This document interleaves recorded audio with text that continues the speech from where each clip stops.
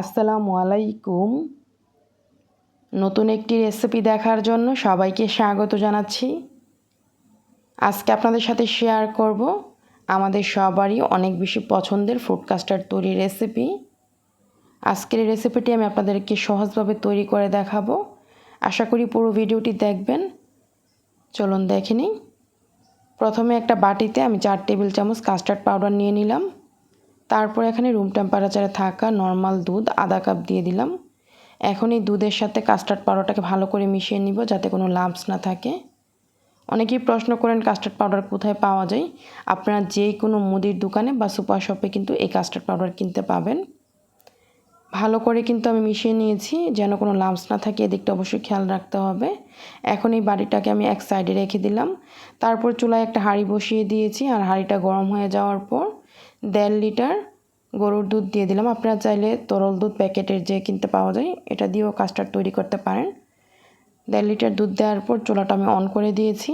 তারপরে এখানে আধা কাপ দিয়ে দিলাম চিনি, তবে মিষ্টির পরিমাণটা আপনাদের পছন্দ মতো এখানে কমিয়ে বাড়িয়ে অ্যাড করবেন। একটু নেড়ে মিশিয়ে নিলাম আর অপেক্ষা করছি ফুটে আসা পর্যন্ত। কিছুক্ষণ পর এই যে দেখুন ফুটে এসেছে, তো একটু পরপর নেড়ে দিতে হবে যাতে করে দুধের সরটা জমে সাইড দিয়ে লেগে না যায়। তো এইভাবে 7 থেকে 8 মিনিট আমি জাল করে নিয়েছি। 7 থেকে 8 মিনিট জাল করার পর আমরা যে কাস্টার্ড পাউডারটা দুধের সাথে মিশিয়ে রেখেছিলাম এখন এই কাস্টার্ড পাউডার মেশানোটা দিয়ে দিব। আর সাথে সাথে কিন্তু দেওয়ার পর অনবরত নেড়ে মিশিয়ে নিতে হবে, না হয় কিন্তু নিচে দিয়ে দলা পেকে যাবে। তো এইভাবে অনবরত একটা হ্যান্ড উইস্কের সাহায্যে আমি নেড়ে মিশিয়ে নিয়েছি যাতে কোনো দলা পেকে না যায়। আর কাস্টার্ড পাউডার দেওয়ার পর বেশি সময় ধরে রান্না করতে হবে না, প্রায় 5 থেকে 7 মিনিট রান্না করলেই হবে। এই যে দেখুন 3 থেকে 4 মিনিট পর ঠিক এই পর্যায়ে এসেছে। আমি আরও 2 থেকে 3 মিনিট জাল করে নিব। আরও 3 মিনিট জাল করার পর এই যে দেখুন ঠিক এরকম ঘনত্ব হবে, এর চেয়ে বেশি পাতলা হবে না কিংবা এর চেয়ে বেশি ঘন হবে না। এটা ঠান্ডা হওয়ার পর আরও কিছুটা ঘন হবে, তাই এই অবস্থায় চুলা থেকে নামিয়ে নিতে হবে। চুলা থেকে নামিয়ে আমি এখানে একটা মিক্সিং বোলে নিয়ে নিলাম। তো কাস্টার্ডটা মিক্সিং বোলে নেওয়ার পর অপেক্ষা করেছি ঠান্ডা হয়ে যাওয়া পর্যন্ত। যখন ঠান্ডা হয়ে গিয়েছে আমি একটা র্যাপিং পেপার দিয়ে র্যাপ করে নিয়েছি। আর র্যাপিং পেপার দিয়ে র্যাপ করে নেওয়ার পর ঠিক এইভাবে র্যাপ করে নিতে হবে যেভাবে আমি করে নিয়েছি ঠিক এভাবে। তারপর এখন আমরা ফ্রিজে রেখে দিব, ফ্রিজের নর্মাল চেম্বারে 3 থেকে 4 ঘন্টার জন্য কিংবা 2 ঘন্টা রাখলেও হবে। আমি 3 থেকে 4 ঘন্টা রেখেছিলাম। 3 থেকে 4 ঘন্টা পর এখন অন্য একটা মিক্সিং বলে নিয়ে নিচ্ছি পাকা কলা 1 কাপ, নিয়ে নিচ্ছি 1 কাপ সবুজ আঙ্গুর। আঙ্গুরগুলো ঠিক এইভাবে আমি কেটে নিয়েছি আর পাকাগুলোও ঠিক এইভাবে কেটে নিয়েছি, দেখে হয়তো বুঝতে পারছেন। আর এখানে নিয়েছি আমি আপেল 1 কাপ মেজারমেন্ট কাপে। তারপর নিয়েছি এখানে 1 কাপ কালো আঙ্গুর। আনারদানা নিয়েছি এখানে একটি মাঝারি সাইজের।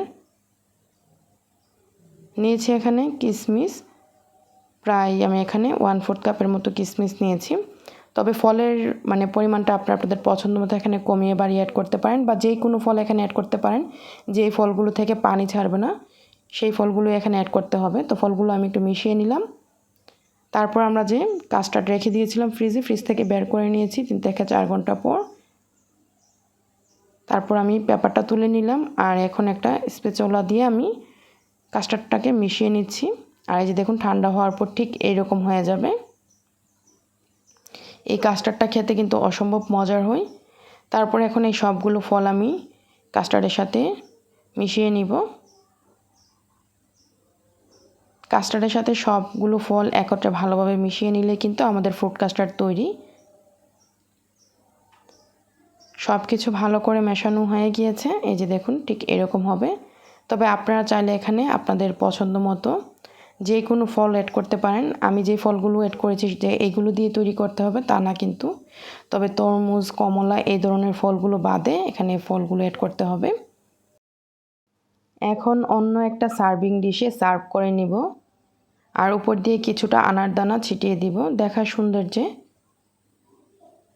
দেখলেনই তো কত সহজে এই ফ্রুট কাস্টার্ড তৈরি করা যায়। আর আমার কাছে মনে হয় ডেজার্ট আইটেমের মধ্যে সবচেয়ে বেশি স্বাদের হয়ে থাকে এই ফ্রুট কাস্টার্ড। আমার তো অনেক বেশি পছন্দের। আশা করি আমার আজকের এই রেসিপিটি আপনাদের কাছে সহজ লেগেছে। আজকের এই রেসিপিটি যদি সহজ লাগে অবশ্যই লাইক কমেন্ট শেয়ার দিয়ে সাথেই থাকবেন। রেসিপিটি দেখার জন্য আপনাদের সবাইকে অসংখ্য ধন্যবাদ।